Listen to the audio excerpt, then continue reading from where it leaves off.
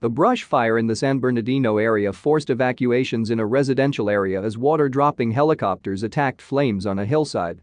The rapidly spreading fire was estimated at about 50 acres early Wednesday afternoon. Evacuations were ordered in the immediate area below the fire, including a dialysis center. Coverage of wildfires in California, including breaking developments, public safety information, maps, video and long-term outlooks.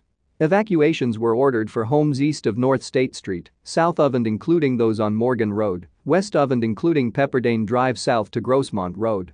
Aerial video showed residents packing items in cars and preparing to leave the neighborhood.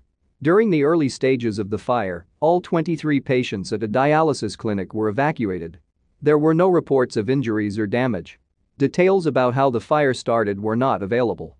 Unlike Northern California, Southern California has largely been spared from wildfire devastation this year. More than 1,400 firefighters on the lines of the KNP Complex fire in Sequoia National Park. The fire remained a threat to the park's famed Giant Forest, but the weather was expected to clear out smoke and allow aircraft to begin operations against the flames. To the south, the lightning-sparked windy fire grew to 49 square miles in the Giant Sequoia National Monument area of Sequoia National Forest and containment crept up to 7%. Earlier this year, the Caldor Fire swept through communities near Lake Tahoe, and the Dixie Fire became the largest single fire on record in California. Historic drought tied to climate change is making wildfires harder to fight. It has killed millions of trees in California alone.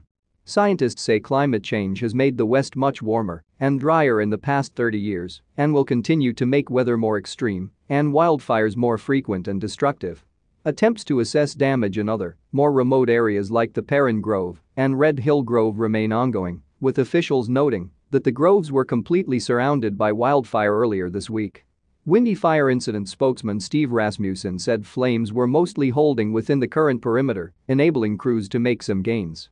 Obviously, it has the opportunity to make active runs, but I think we're in as best a chance as we can get right now to really hold this fire, he said. The top priority Wednesday will be the southwestern edge of the blaze, where some spot fires have jumped containment lines. Crews are working to keep the spots out of the Tule River Reservation, where they could threaten critical infrastructure, and steer them back into the main body of the fire, he said. Even as crews get a slight handle on the fires, smoke remains a threat.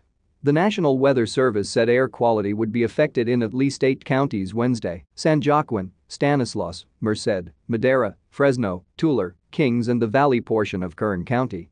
Residents in all affected areas are advised to take precautions as exposure to smoke particles can aggravate lung problems and increase the risk of respiratory infections. People with respiratory ailments are advised to stay indoors.